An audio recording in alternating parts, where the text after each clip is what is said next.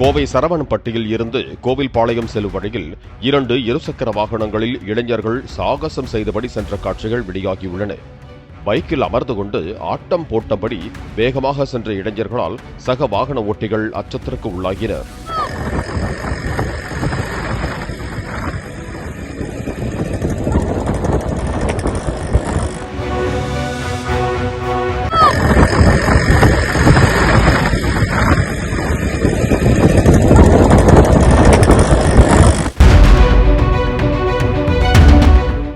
Play store மற்றும் app ஸ்டோரில் இருந்து பாலிமர் செயலியை QR கோடு மூலம் பதிவிறக்கம் செய்யுங்கள். செய்திகளை உடனுக்குடன் பெறுங்கள்.